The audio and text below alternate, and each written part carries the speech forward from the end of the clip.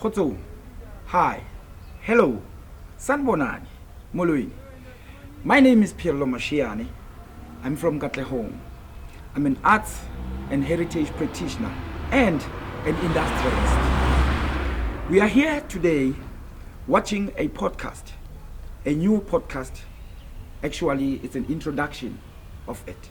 Since we promised you on our TikTok that we are going to be delivering a few episodes of a new podcast called Let's Make Sense.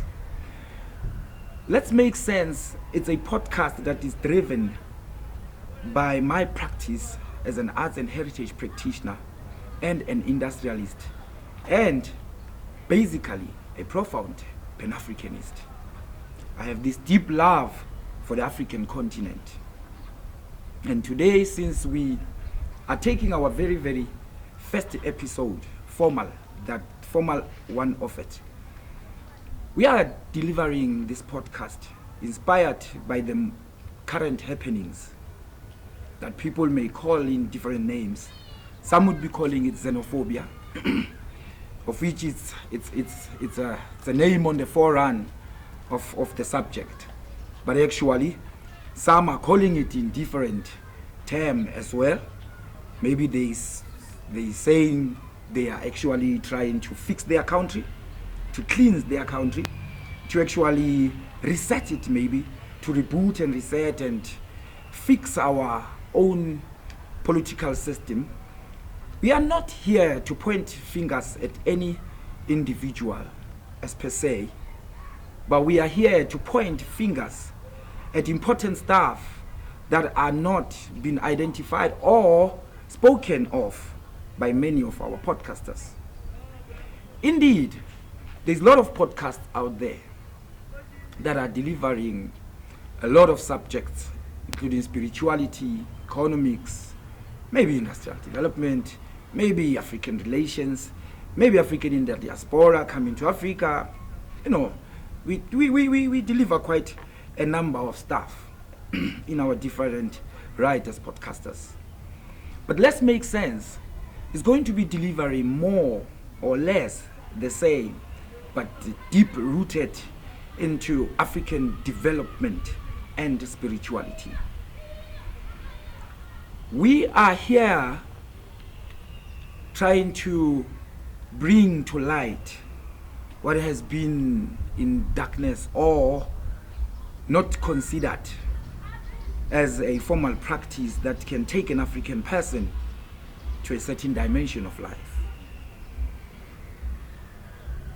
We, as Let's Make Sense, we are intending to bring all these subjects like spirituality, economics and development, skills and education system, political landscape, social imbalances, industrial development and job creation in Africa. Since we introduced our podcast as the current happening of this act of much too much, to be precise, I'm not here to point fingers, as I said before, to no one, to no people who are organizing much too much, to my fellow Africans who are here in South Africa, maybe seeking for greener pastures. Some of them are here on asylum seeking. Some are here on some activities that are not relevant to maybe those that are of human development or proper to many ways of life. Now, as Pierlo Mashiane, I'm a 30-something-year-old practitioner in arts and heritage. My focus has always been on African development, on African unity, on African social cohesion, on African development, but basically in economics. We are not today going to dwell into any subject, but as we have introduced our subjects that we are going to deliberate on upcoming podcasts, and many of them that are there to come. Here today, maybe I would just like to bring the question of spirituality as part of, as the first of our episodes, being it an introduction of our podcast. Why spirituality? One can ask themselves, if this person is going to deliberate in African development and such, why spirituality in the first place?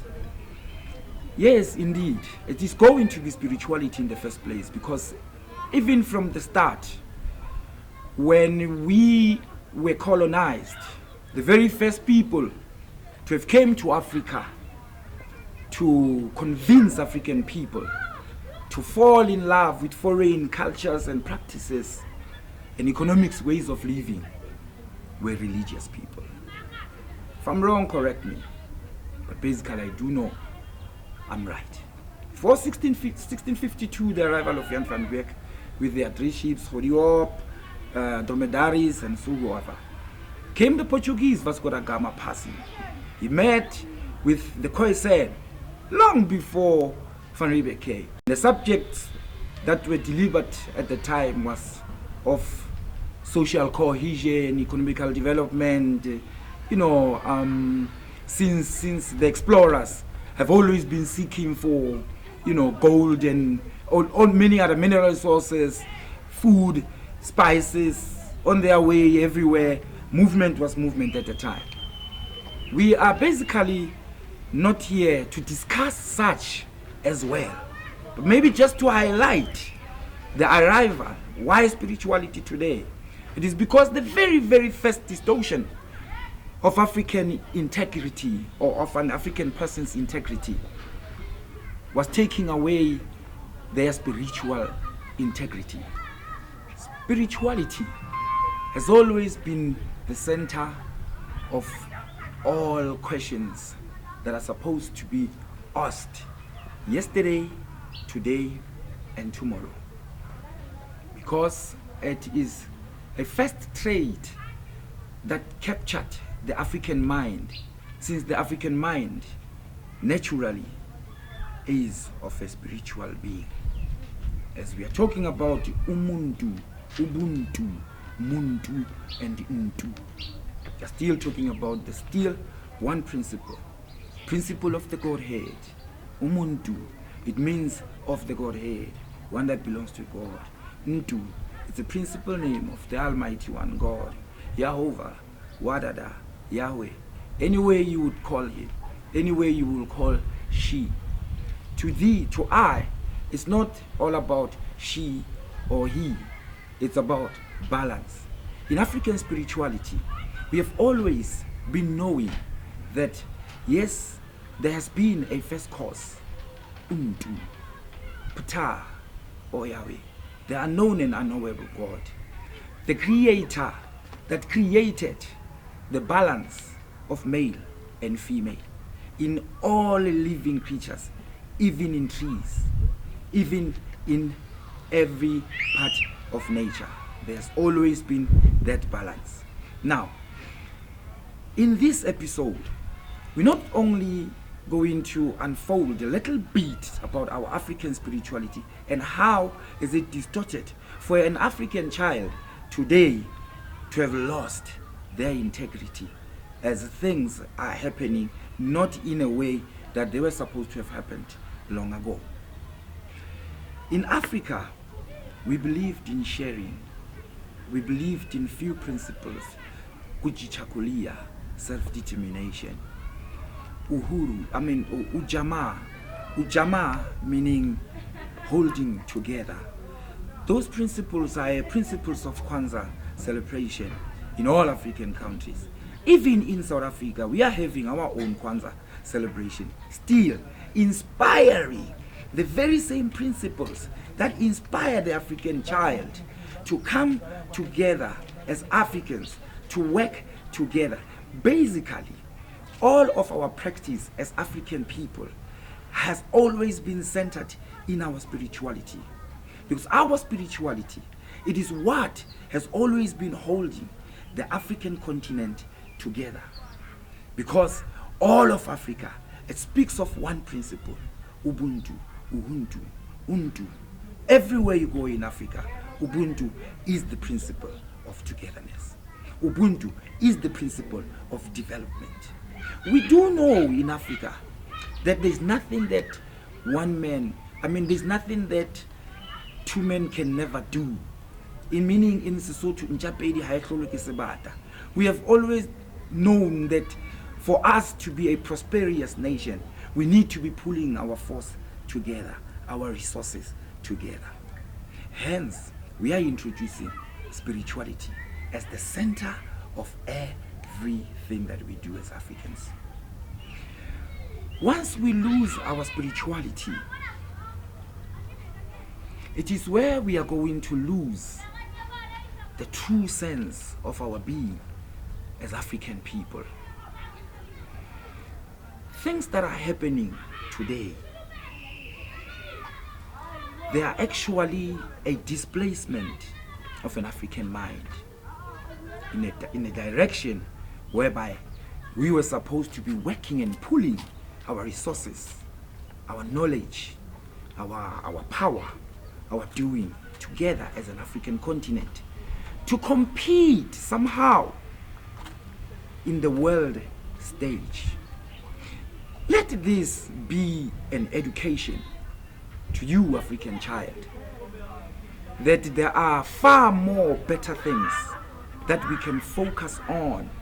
Not saying anyone who's making an action in terms of making means to cleanse the country or the continent or the world at large is wrong. Any means that a person takes, it's worth a try, it's worth a while. But I condemn bigotry, violence, xenophobia. I condemn strongly hate, tribal hate against each other as Africans. Though I want to promote policies that allows African children to work together as African children. There is a principle that says, do unto others as you would like to be done to you. Yenza kuwabanye ngendlela ongathanda kwenziwe kuwena. It's very simple. It's very simple. Basically what I'm trying to say is that the reason I'm not blaming whatever happenings that are happening in the world, it's not only South Africa that is trying by all means to cleanse their political landscape, to cleanse their country, to do away with corruption. I do know people of the world everywhere, especially Africa, that have always been the victim of colonialism. And therefore, as a result of self-realization, when Africans are starting to fight that colonialism, trying to gain their independence, they will be strangled into political strategies that will bring unjust and unrest in the political landscape of Africa. By who?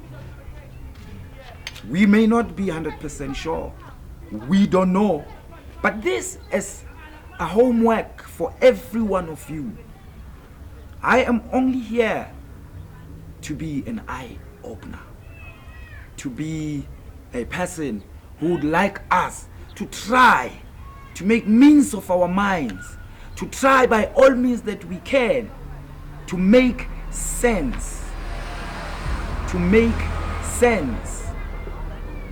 as according to everything is happening today. That's why the name of the show, the podcast, is Let's Make Sense. I'm only going to try to make sense, me and you. That is why we are going to have to subscribe to the channel. That is why we are going to have to talk, converse.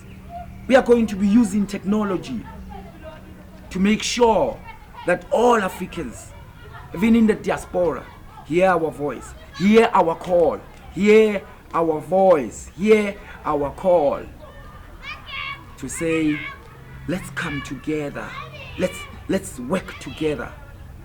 Let's try to find means. Yes, I understand. Laws are being tried on.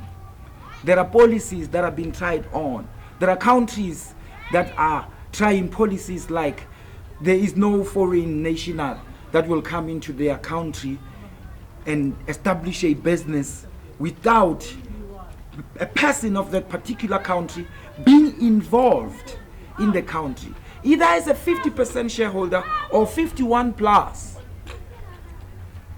Only trying to protect the economy of that country, only trying to protect the development of that country, only trying by all means to do the best they can to make sure that their country is fully operational and everyone else is welcomed into the country, so as to be a country whereby everyone would feel free to go and work in, knowing very, very well that my work has a certain security guarantees. If I establish a business there, I will be working in partnership with a person of that particular country. And that person of that particular country will be also benefiting a great deal in my country. If you benefit in my country, let me benefit in your country. Yes, there's no one who's owning the land. It is why today's episode revolves around what we call spirituality.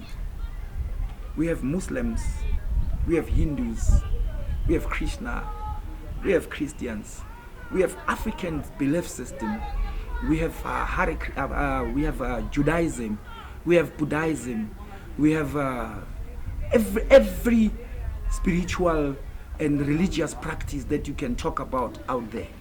We do have, and none of these religious or spiritual practices that do have to discriminate against any other. Once in China you'd find people who are practicing Buddhism. In Japan you'd find people who are practicing Shinto, and no one is going to be discriminating at them, and all of those people are going to be very well developing their country and doing very well. But why us as Africans? Why us? Why do we have to behave like we don't have anywhere we belong? Let this be a call to all you African children to say that let's do away with bigotry, xenophobia, whatever that you can call, hate speech, tribal hate, everything that it can be. But let's work on a United States of Africa, on a United Africa that trades with each other fairly, honestly, balancingly. Let's make sure that our economy, like any other nations, revolves or rotates at least 5 to 8 or 10 times still, if we can, to develop the African continent before we let go of our mineral resources and everything else that we produce in the land. Having said, as I've said before, that the episode of today will be revolving around spirituality, and basically African spirituality, without discriminating to any other spirituality out there. I'm calling out, however you African child, however you want to believe, it's up to you, truly. But all that I'm asking for is for us to come together in thought and spirit, in ideas, I mean, in longingness that is in spirit, in terms of bringing proper solutions for the African continent, for the African child to develop, rather than running around the street and chasing each other. Yes, indeed, no country that would love their people to not have opportunities in their very same countries, but the city is full of people from any other country, but the people of that particular country have no opportunities. I have no hate speech. I only have love for Africa. Follow me on many other episodes to come when we deliberate on all these subjects as I have introduced them before. Remember, it is going to be spirituality, economics and development, skills and African systems in Africa, political landscapes in Africa, social imbalances in Africa, social cohesion and unity in Africa, industrial development and job creation in Africa, by Africans for Africans. Let's make sense. I thank you.